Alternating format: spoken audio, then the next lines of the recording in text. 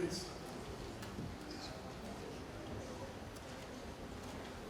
No fumei.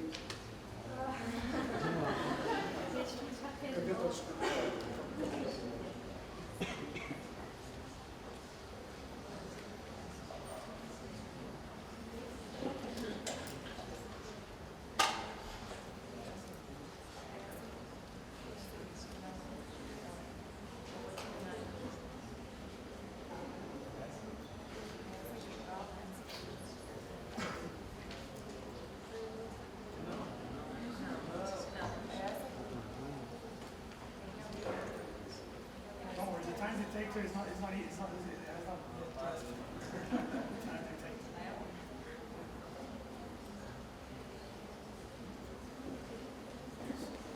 Hola, eu vou falar em inglês. Hoje vou já some images need less light.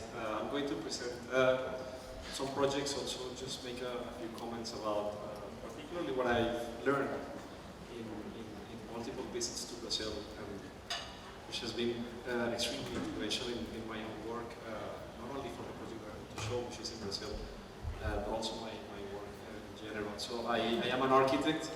I have been working around ideas and projects of landscape, but I'm originally trained as an architect. To engage in projects about landscape, I've been doing this fundamentally through public competitions, most of these in Colombia. And through this series of competitions, I have been trying to frame my work as a series of investigations about landscape. I'm going to talk briefly about some of the influences of that work. This is an image that some of you might be familiar, I hope, is the work of Sergio Hernández. This was extremely influential at a time in which I started to realize that it was important to have a certain idea of or territorial ambitions with the work. I think it's particularly relevant for some of the issues that we are going today in terms of water scarcity. This is an image that I believe was conceived not as part of his office, but as part of his laboratory for conceptual investigations. That also tried to pose the question of what will happen if we rethink the centrality of Brasilia in regards to the whole country. All the way to some of his visionary projects like this fantastic airport for supersonic airplanes, like all these strange visionary projects that were thought in Brazil at some point that I think lack also visibility because of the strong competition that he had with characters like Niemeyer or Pablo Mendes da Rocha later. My house cures more that I think it's important to take a look again. In terms of my own personal work, I started to get into landscape basically through what was happening in my domestic life. I also think it's important to talk about the connection between image and landscape. This is some of the paintings by my mother, architect.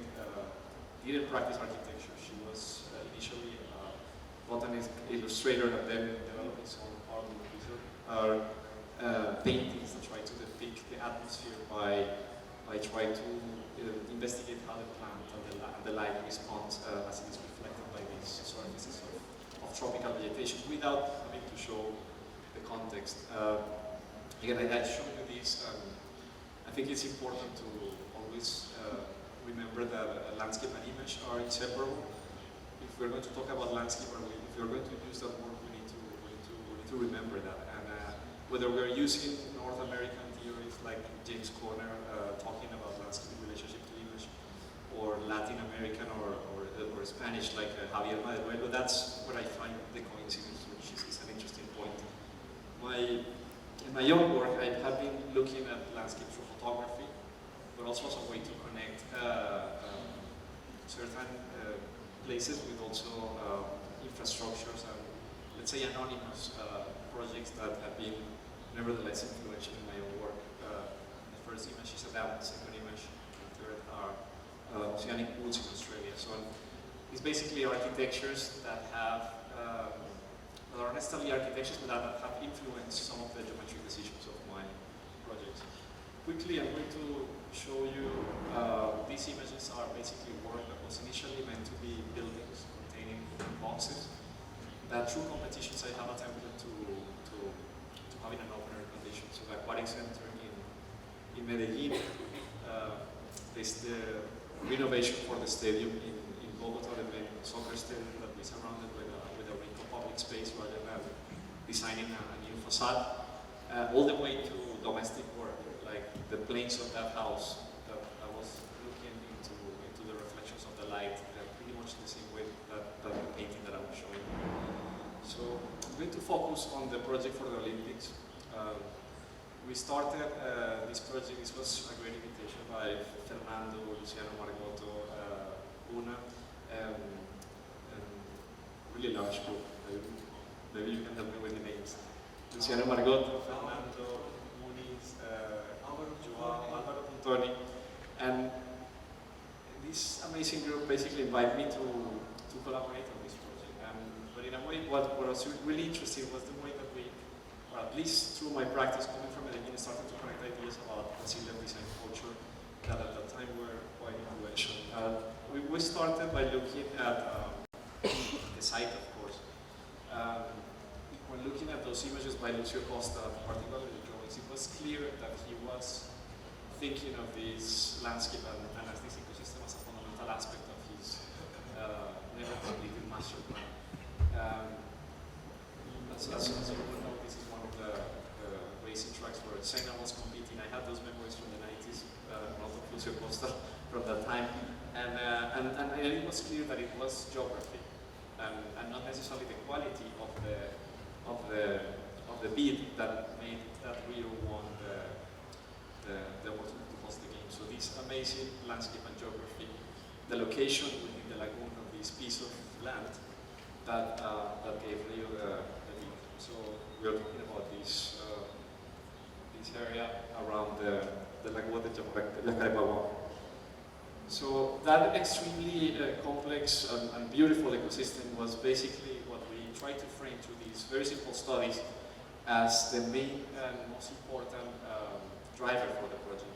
When you look at the comparisons with other venues around the world, whether it's Sydney, Beijing, Athens, we started to speculate the idea that maybe the contact with water could affect the success of the post-game scenario. So in that sense, Sydney was the clearest example for us of a post-games successful scenario, while Athens, even though it's an amazing city, didn't manage to pull off a great project. Of course, economy has to do with that, but we were trying to look at and through this very simple drawings of figure ground to the relationship with water in relationship to that.